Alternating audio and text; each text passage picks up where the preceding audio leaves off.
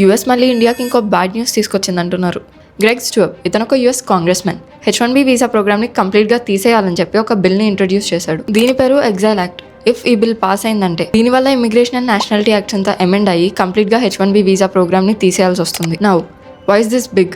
Because H1B వీసానే foreign professionals అందరూ use చేసే మెయిన్ వర్క్ వీసా. అండ్ ఈ వీసా హోల్డర్స్లో మేజర్ పర్సెంటేజ్ అంతా ఇండియన్ అండ్ చైనీస్ హోల్డర్సే ఉన్నారు. సో ఈ ప్రోగ్రామ్ ఆపేస్తే చాలా మంది ఎవరైతే యూఎస్కి వెళ్ళి అక్కడ చదువుకుని దాని తర్వాత H1B వీసా పైన జాబ్ చేయాలనుకుంటున్నారో వాళ్ళందరికీ ఇంకా స్కోప్ ఉండదు. కొత్త వీసా ప్రపోజల్స్ పెట్టుకోవడానికి ఛాన్స్ ఉండదు. అండ్ యూఎస్ టెక్ కంపెనీస్కి అయితే చాలా గ్లోబల్ టాలెంట్ని మిస్ అయ్యే ఛాన్సెస్ ఉన్నాయి. అసలు ఇప్పుడు ఈ బిల్ పాస్ చేయడానికి మెయిన్ రీజన్ ఏంటి? చాలా యూఎస్ టెక్ కంపెనీస్ H1B వీసాని మిస్యూజ్ చేసుకుని ఫారెన్ వర్కర్స్ని చీప్గా హైర్ చేసుకుంటున్నారట. అండ్ దీనివల్ల అమెరికన్ యూత్కి జాబ్స్ దొరకట్లేదు. 2015లో డిజ్నీ ఇలానే 250 మెంబర్స్ని లే ఆఫ్ చేసింది. అండ్ 2014లో సదరన్ కాలిఫోర్నియా ఎడిసన్ 540 మెంబర్స్ని లే ఆఫ్ చేసింది. ఈ రెండు కేసెస్లో వీళ్ళందరినీ రీప్లేస్ చేసింది H1B వీసా పైన వచ్చిన ఫారెన్ వర్కర్స్తోనే. బట్ వెయిట్, ఇది ప్రస్తుతం ఇంకా బిల్ మాత్రమే.